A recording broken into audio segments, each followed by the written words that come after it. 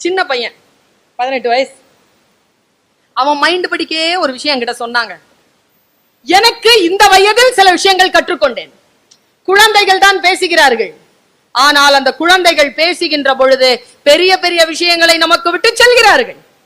பெரிய பெரிய விஷயங்கள். அவன் சொன்னான் பாருங்க, ரொம்ப பிரச்சனையா இருக்குடா அப்படின்னு.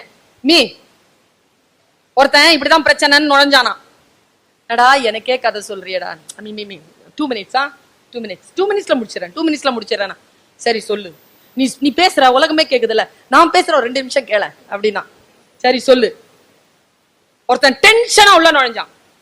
வைஃப் கிட்ட சொன்னான், ஏய் பசிக்குதுடா, ஏதாவது சாப்பாடு கொடு. அவனுக்கு அந்த வெளிநாட்டுக்காரங்க, அவனுக்கு வந்து உருளைக்கிழங்கு பிடிக்கும், முட்டை பிடிக்கும், ஒரு காஃபி வைக்கணும். நேரா இவன் என்ன பண்ணானா, எனக்கு ஏதாவது சமையல் செஞ்சு கொடு அப்படின்னு உடனே அவர் கட கட கட கட அந்த 3 அடுப்பு இருக்கும்ல, 3 அடுப்பு, அதுல 3 பாத்திரத்துல வச்சாலாம். 3 பாத்திரத்திலையும் தண்ணி வச்சிருக்காங்க. 5 நிமிஷம் தண்ணி கொதிச்சிருக்க. கொதிச்ச உடனே உருளைக்கிழங்கு வச்சிருந்தா எடுத்து அந்த தண்ணிக்குள்ள போட்டான். முட்டை வச்சிருந்தா அதை எடுத்து அந்த தண்ணிக்குள்ள போட்டான். காஃபி விதை இருக்குல்ல, அது வச்சிருந்தா அந்த தண்ணிக்குள்ள போட்டான். 10 நிமிஷம் காத்திருந்தா 3 ரெடி ஆயிடுச்சு. எடுத்தா இதை வெட்டி பெப்பர் சால்ட் போட்டு தட்டுல வச்சுட்டா. அதை எடுத்து முட்டை எடுத்து அவிச்சு உரிச்சு வச்சுட்டா. அடுத்தது வந்து காஃபி போட்டு வச்சு அவன் சாப்பிட்டான். சாப்பிட்டு அந்த மனைவி சொன்ன எவ்வளவு அந்த மனைவி சொன்னா, டென்ஷன் ஆனதானே வந்த பிரச்சனை தானே உனக்கு? ஆமா பிரச்சனை ரொம்ப ஹை. இந்த மனிதன் என்ன செய்தான்?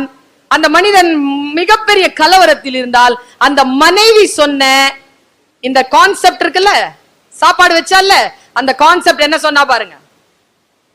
உங்க வாழ்க்கை கொதிநிலையில இருக்குல்ல, அதே கொதிநிலையில் தான் இந்த தண்ணீர் இருந்தது. இங்க ஒரு கப்பு, இந்த ஒரு கப்பு, இந்த ஒரு கப்பு, 3 கப்புலயும் தண்ணி கொதிநிலையில் இருந்தது.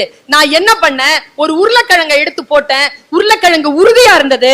அந்த கொதிநிலை அதை மிருதுவாக்கி விட்டது. ஏற்கனவே விட்டா உடைஞ்சிரோங்கிற முட்டை உள்ள போட்ட உடனே இறுகி போயிடுச்சு. ஆனா இந்த காஃபி விதை என்ன பண்ணுச்சு, உள்ள அந்த கொதிநிலையில் போட்டவுடன் தன் உடலில் இருக்கக்கூடிய ஒரு வாசனை தன்மையை, ஒரு சுவையை அந்த தண்ணீரில் கலக்க விட்டது.